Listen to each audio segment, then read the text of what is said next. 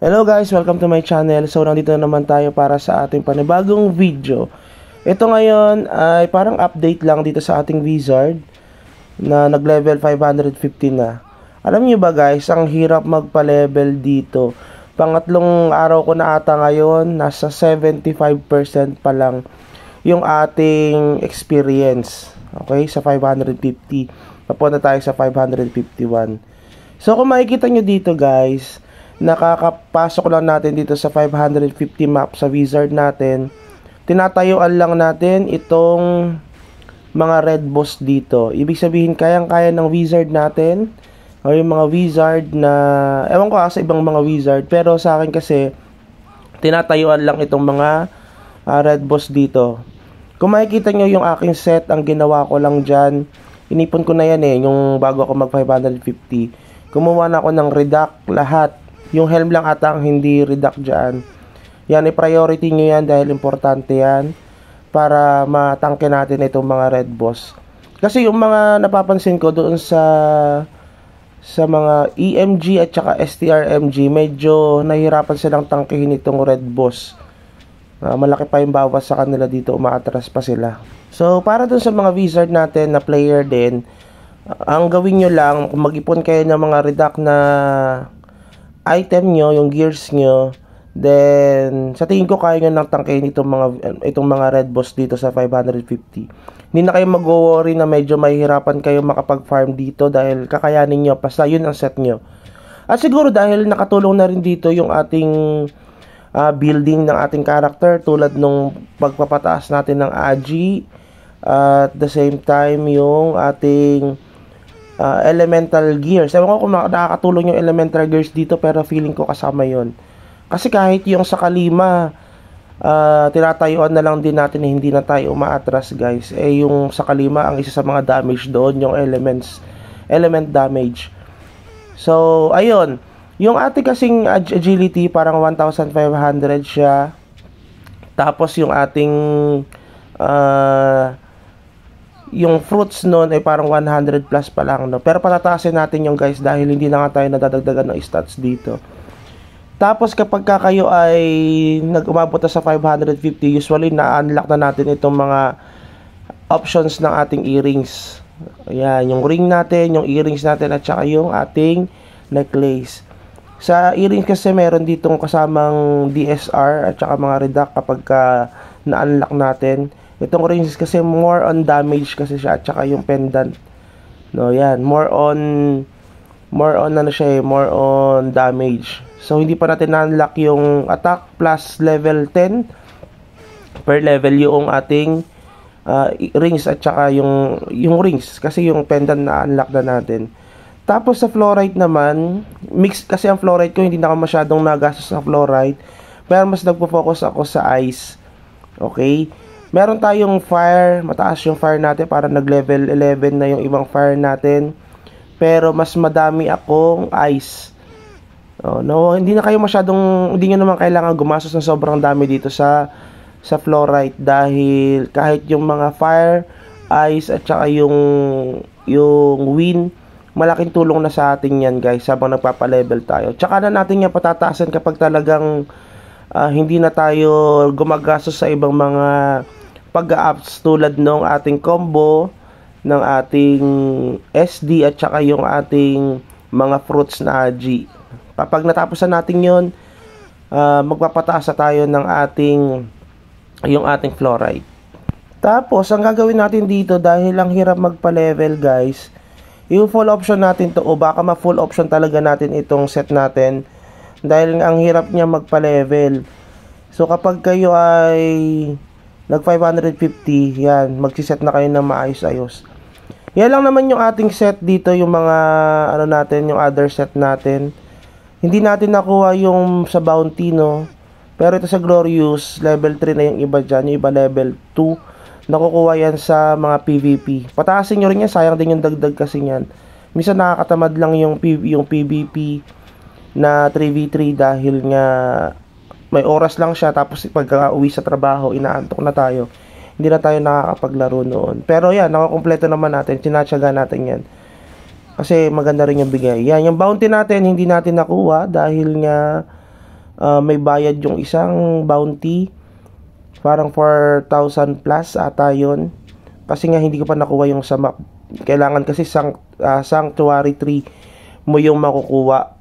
Yung isa sa mga boss doon na papatayin. Hindi natin nakuha yun. Kasi nasa Sanctuary 2 pa lang tayo. Anyway, kung may pera kayo, pwede nyo naman niyang bilhin. Ako kasi hindi ko na binili, parang hindi kasi siya worth it. Lalo't hindi ko naman nakuha yung ibang mga bounty na set. Dahil late ko na lang din nalaman yan na may hinahabol palang level requirements para makuha yan. Nahilig kasi tayo sa PvP nung mga early days natin sa paglalaro. So makikita nyo dito, inopen natin yung ice at saka yung ating poison kapag nakikipaglaban dito sa RB. Dahil nga kailangan ma-slow din yung ating mga kalaban, yung red boss, para hindi tayo ma-damage ng sobrang laki. At maganda naman din yun dahil yung ating ice na skill, yung freeze na yan, ay malaki din ang damage. So nakikita nyo dito tayo sa isang map, sa cross server map. Ang daming boss dito guys, no? Hindi ito puntahan. Marami na rin kaming mga 550 plus, pero bibihira pa lang yung mga character na pumupunta dito para mag-RB. Kasi nga yung iba sa kanila, hindi nila kayang tangkihin or patayin itong red boss dito. Kahit 550 na sila. Usually, ang nakikita ko dito na red boss ay na player is yung mga BK at saka wizard. At saka yung yung elf, yung AG-elf. Pero yung AG-elf kasi parang 560 na siya nun eh. Yun yung nakikita ko kasi mas nauna siya sa akin. So siguro 550 nakuha niya na dito. Yan, kung makikita nyo dito sa ating video, 132 na itong ating AG fruits, no. Isa sa mga nakatulong sa atin yan dahil tumaas din siguro yung defense natin at yung attack speed, kaya natin siya napapatay agad yung mga red boss dito. Yung red boss dito guys, ang naano lang natin dito, nako-consume na time ay parang almost 3 minutes to 4 minutes. Or siguro 5 minutes maximum na yun. Pero bibihira yung 5 minutes eh. 3 to 4 minutes, napatayin na natin yung red boss dito. Ibig sabihin, mabilis tayong makapag-farm dito sa ating mga red boss. Isang factor na rin yun na dahil nga sa ating weapon, kahit T12 lang siya, tier 12 lang siya, naka 3 options kasi.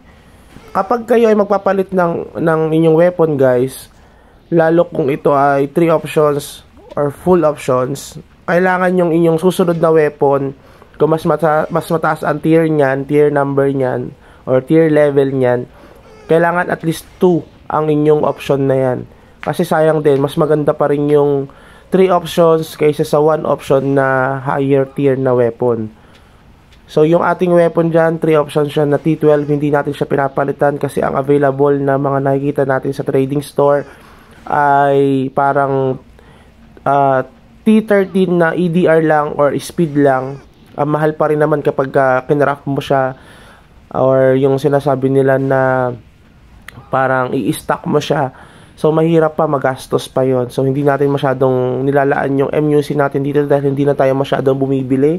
Ang ginagawa lang natin, pinapataas natin yung ating AG at saka yung ating combo and STR. Okay, yung ating pangalan nito, yung ating ST. Pero medyo late ko na gagawin yung SD. Unahin ko muna yung combo guys kasi para sa RB yun. Tapos sa mga, kung may magtatanong no, doon sa mga red boss, ay sa mga mobs dito, yung mga minions na yan, mga nadadaanan natin, kung kaya natin siya mag-AFK, kayang-kaya natin guys. Kahit na i-off nyo yung cellphone nyo, pagbalik nyo, buhay pa rin yung character nyo pagka nag-AFK kayo dito. Sa akin na wizard kasi yung EMG at saka yung MG na kasama natin dito, nakikita ko pa siya doon sa Corrupted Lands eh. Doon siya nag-AFK. Ewan ko siguro dahil mas mataas ang XP niya doon o nahirapan siyang tangkihin dito. Tapos yung ating weapon guys, hindi tayo gumagamit dito ng Death Shield Ang ginagamit na natin dito yung Attack Shield. Ibig sabihin, mas mabilis tayong umatak at mas malakas yung damage natin. Kaya mabilis yung RB dito. Compare sa mga iba, yung ibang build siguro, hindi ko alam. Kasi kahit na wizard pa sila, nakatulad sa atin, yung 550 na rin sila, no? Halos kasabay natin dito. Naka-death shield pa siya nung pinapatay niya yung red boss dito. Hindi ko alam kung bakit. Siguro mas maganda lang yung ating taas ng ating Agi.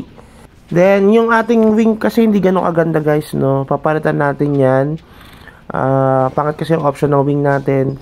Medyo mura na rin yung Condor Spark dito. So tayo ay bibili na rin ng ating Condor. So yun ang papalitan natin para sana maganda na yung next craft natin guys, no. Yung iba kasi nag-quit na dito sa MU Monarch, naglipatan na sila sa ibang server. Para sa akin, magstay lang kayo sa server kung nasaan kayo. Palakasin nyo lang sila. Kasi pag naglipat kayo sa ibang server, babalik na naman kayo sa panibagong level. Ang hirap nun, ang hirap magpa-level guys. Lalo pag nandito na kayo sa level 550. Anyway, ma-enjoy nyo naman yan eh. Hindi nyo naman kailangan gumastos ng sobra. Kung may pera naman kayo, pwede nyong gawin. Pwede kayong gumastos. Pero ito, tumigil na tayo sa pag-spend. Matagal na, parang 3 months ago na yung huling pag-top up natin. And still, nasa rank 7 pa rin tayo dito sa ating server namin. Merge server na yun guys, rank 7 na tayo.